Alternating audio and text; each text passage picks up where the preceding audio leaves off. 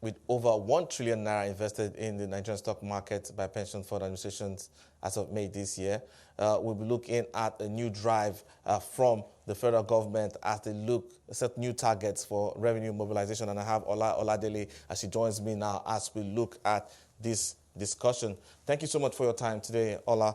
And I'd like to get a sense from you. The government says they expect about 4 trillion boost with this new revenue mobilization strategy regime here, scheme, and 3.8 trillion from non-oil and 160 billion from oil. What's your take on this projection here? So thank you so much for inviting me. The Minister of Finance yesterday announced a new scheme in which they plan to raise over 3 trillion additional revenue. But the thing is, we've not even heard what the scheme is going to entail. However, looking at the current realities of the environment as we have right now, it seems like a Herculean task to raise additional revenue in the next 6 months. It seems like something almost impossible to do, but we're waiting to see what the scheme will entail and the level of creativity that would go into it to actually assess how viable this scheme will be in the near to midterm. Yeah, because you actually took the words out of my mouth, because I was waiting to see the magic the rabbit that's going to be pulled out of the hat here.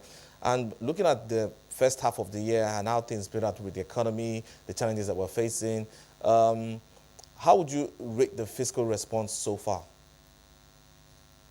So it almost appears like the government is not aware of the realities on ground. In increasing taxes, it's easy to increase the number of taxes. For example, there's a new NYSC tax that was signed in recent 2 weeks. It's easy to write those things down, right? But in terms of actual implementation, in terms of companies actually generating the revenue to pay these taxes or generating the profits to pay these taxes, with everything that we see on ground as regular Nigerians, it seems like a Herculean task. And from what we've seen in the past 6 months, revenue has not been fantastic. Oil revenue has also not been great. Our production has not been fantastic. And then even taxing, the companies that have been taxed are the same ones being taxed. And so it's a problem. There's something called a Laffer curve. At some point, when you keep taxing, it reduces productivity. And I think we are getting to that point as an economy. Yeah, because having a target, especially for non-earned revenue of 3.8 trillion is one thing, but there's still quite a number of challenges that need to be addressed across the value chain to ensure that players in that space or who will generate these funds can function in a favorable environment. And for you, what do you make of these issues that the people who are going to be generating the non-earned revenues could face? To be honest, the reality is ease of doing business is still a problem right now. And with everything that comes with ease of doing business, it's almost impossible, or it would be a miracle for us to achieve those targets because businesses are actually slowing down. Whilst our GDP is still in positive range, the reality is that with the level of inflation that we are experiencing and the fact that companies are under pressure to do things like increase wages, things like that. This whole idea of increasing taxes on the same people or the same organizations or institutions seems like a wrong move. Maybe we should be considering things like expanding the tax base. Maybe we should be considering using the data that we have to identify people who are making money but not paying taxes and find a way to bring them under the tax net. But as it is, flogging the same horse is almost like you are flogging a dead horse or a horse that is about to die. That's the reality on ground right now. But we've seen the sugar tax come on board a few months ago, and just this morning we heard about that 30% tax on cigarettes. But how much wiggle room is there for fiscal policy to add and for these initiatives to bring the kind of revenues that we're looking for?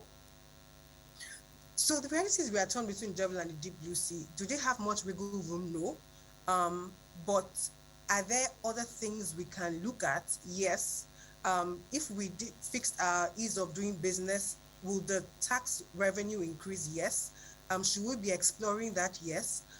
Should we be identifying small businesses that are using their personal accounts to make money and get them under the tax net? Yes. But if we don't go that route, and we keep looking at the same institutions or companies who are trying to do the right thing, then we don't have much wiggle room. There's not much creativity in that space. But Ola, there must be some low-hanging fruits for the government. Can you hear me, Ola? I said there must be some low-hanging fruits for the Oh, government. What do you um, think this could be then?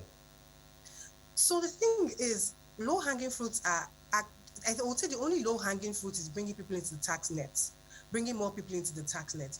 Every other thing needs some form of infrastructure or some form of policy change or some form of implementation that actually just take time to reap the harvest of it all. But the low-hanging fruit is that we have data, we have BVN, we have NIN, we have access to bank accounts. We can tie these things together. We can connect BVN to tax records and see who are those that do not have tax IDs, how much is the turnover in their accounts, and let's send them emails through their banks. That's like a low-hanging fruit that does not require additional infrastructure to make happen. And of course, because we know that we are going cashless to a very large extent, so most people right now, when they are using their private accounts to do business, they actually get money into their accounts. They don't receive cash.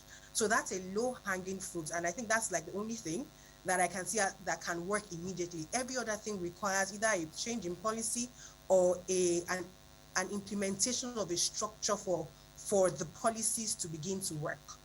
All right, thank you so much for your time today. I'll be speaking to Oladele, the Vice President of Global Markets at Parthian Partners.